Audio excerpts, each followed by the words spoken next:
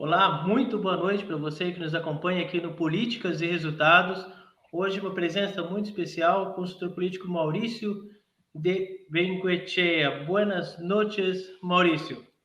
Elder, muy buenas noches y buenas noches a toda la gente que te sigue a través de esta plataforma.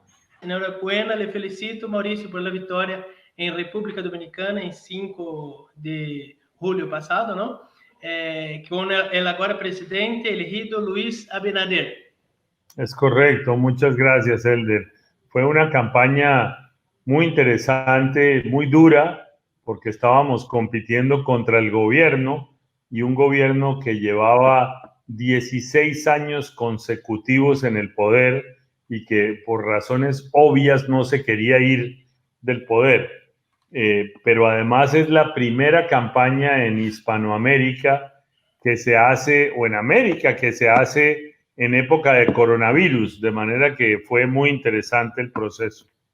É um gosto estar contigo nessa charla, né? Me recuerdo quando em enero de 2014 nos falamos por primeira vez no Facebook e me dijo uma coisa que queda hasta hoje como uma inspiração. Me dijo, é um gosto apoiar sempre a los jóvenes consultores. Então, desde entonces, trago comigo esse sentimento que tenho de um grande mentor, não?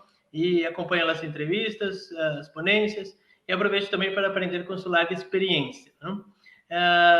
Un caso de la elección ahora de la República Dominicana es el cambio de la fecha, ¿no? Inicialmente creo que era 17 de mayo y se adió para 5 de junio, ¿no? Por la pandemia.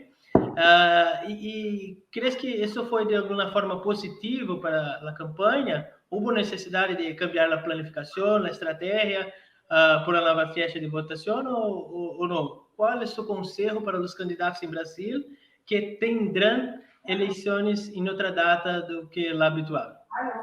Mira, evidentemente este tema del coronavirus nos ha cambiado completamente la forma de hacer política, porque no solamente cambió las fechas electorales, como ocurrió en República Dominicana, y ya está sucediendo en otros países, ahora en Brasil, también sucedió en Bolivia, donde las elecciones han debido ser en mayo y ahora se está hablando del 6 de septiembre y es posible que se muevan aún más las elecciones en Bolivia.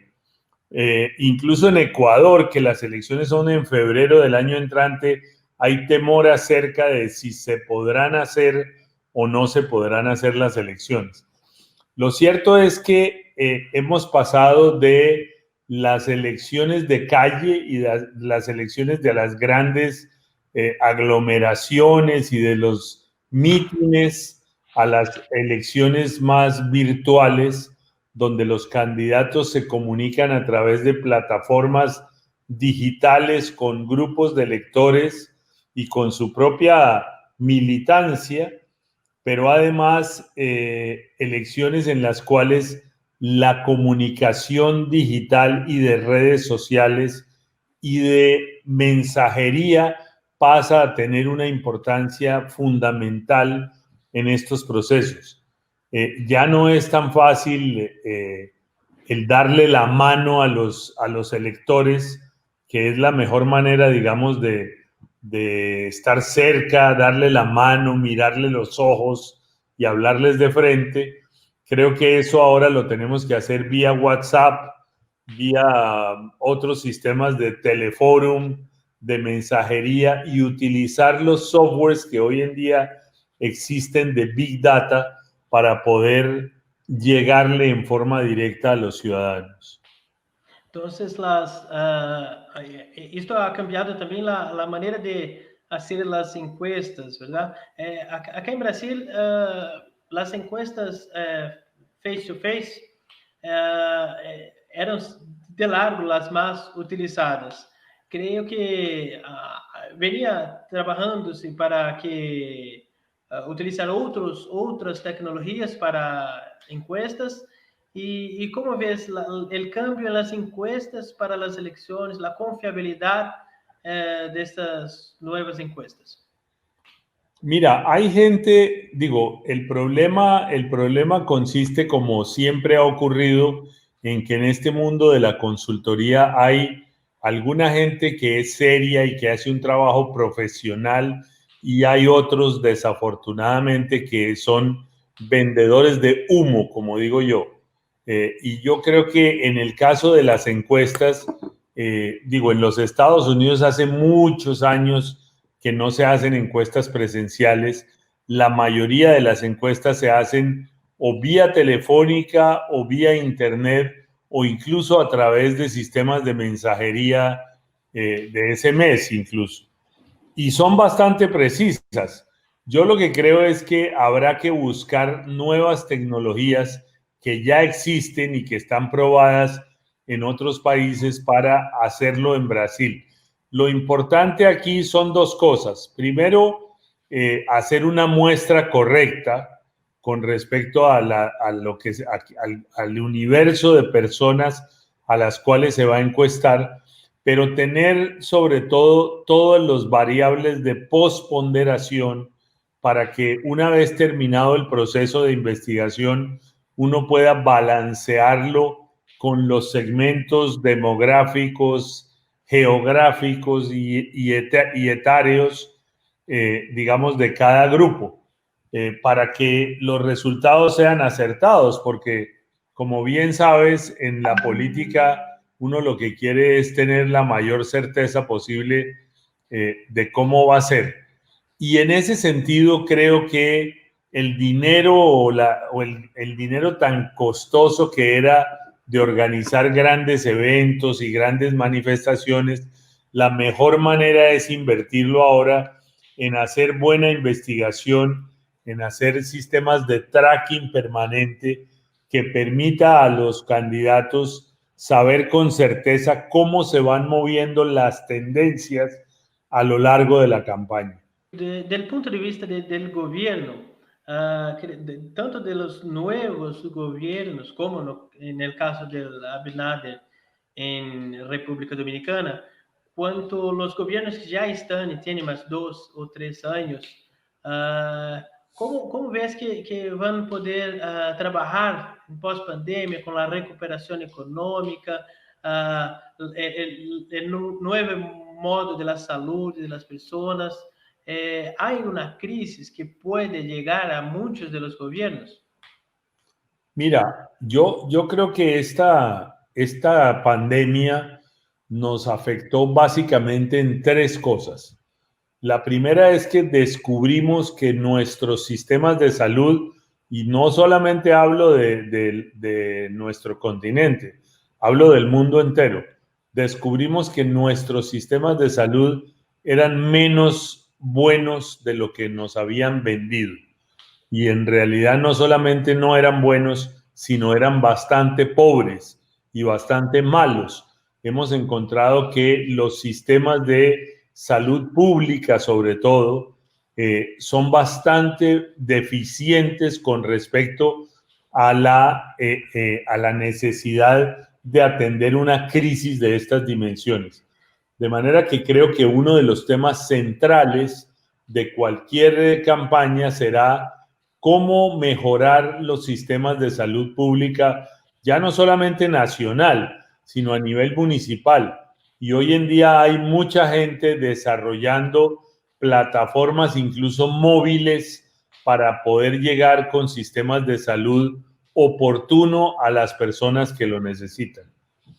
Lo segundo es que esta pandemia nos ha generado una mega crisis económica porque en la mayoría de nuestros países había un gran porcentaje de la población que no se podía quedar en casa, que no podían ir a encerrarse en su casa porque no tenían el dinero suficiente para tener las alacenas de comida llenas y tienen que salir porque viven en el día a día, no viven, o sea, no tienen recursos guardados en el banco, muchos de ellos no tienen ni siquiera cuenta bancaria.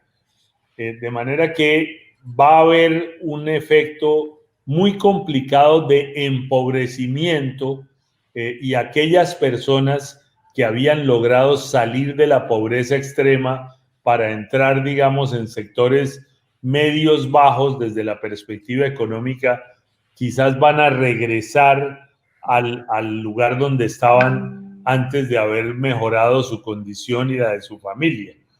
Y eso es verdaderamente trágico, porque alguien que alcanzó a superar la pobreza y le toca regresar por cuenta de esta pandemia a la pobreza, es muy complicado porque puede generar explosiones sociales, digamos.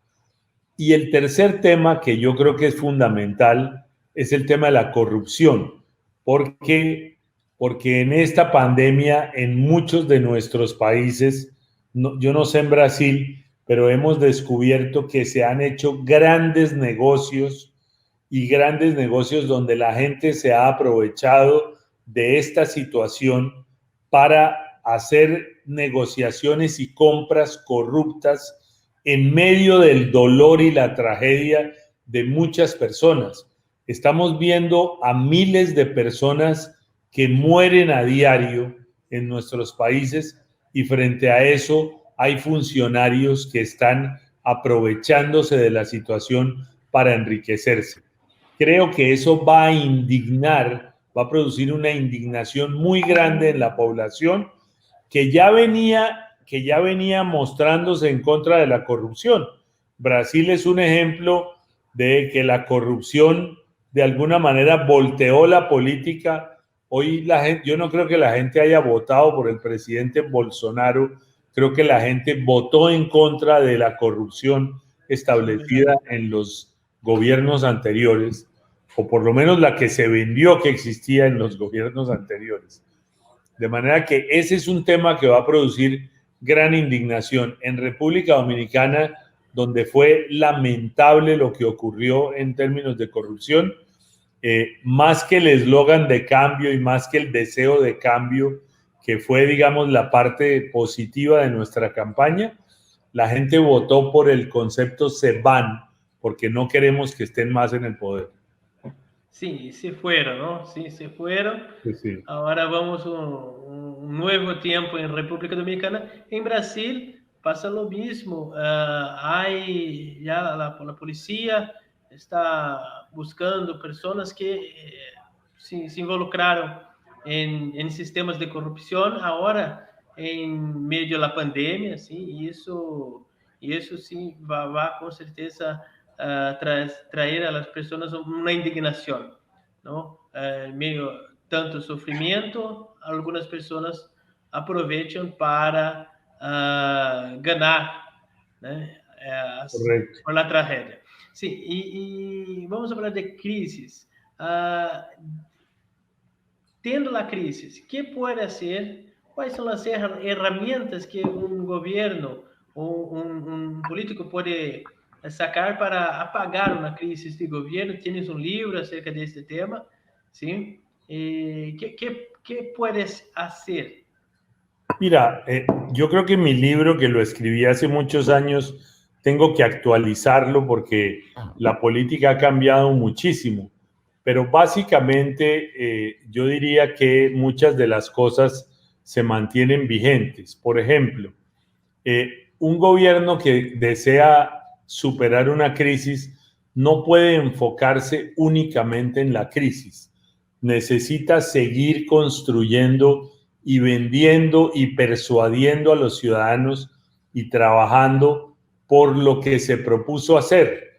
La mayoría de los gobiernos deben entrar al gobierno sabiendo cómo quieren que los recuerden, por haber hecho qué. Porque gobernar no es ir a administrar lo público. Gobernar es tener la capacidad de transformar una sociedad para mejorarla. Y si un gobernante tiene claro lo que tiene que hacer y entra en una crisis por la razón que sea, tiene que hacer el esfuerzo de mantener su agenda positiva de lo que quiere hacer y crear un grupo especializado encargado de la situación de crisis. Porque si los secretarios o ministros, dependiendo del tipo de gobierno, se dedican todos a la crisis, es muy difícil superarla. Hay que saber salir del ojo del huracán. Eso en primer lugar. En segundo lugar, muchas de las crisis no son crisis, son temas álgidos mal manejados. Siempre existen algunos temas que son recurrentes en el tiempo y que los gobiernos olvidan. Siempre, cada X años hay una huelga de maestros o una huelga de transportistas o una huelga de médicos. Digo, ese tipo de cosas hay que saber monitorearlas y manejarlas a tiempo para que no se presenten cuando uno está descuidado, como ¿qué pasó? Hasta ahora me doy cuenta de eso. Lo tercero es entender cuál es el origen de las crisis, digamos. O sea, cuando uno sabe de dónde proviene la crisis, es más fácil manejarla.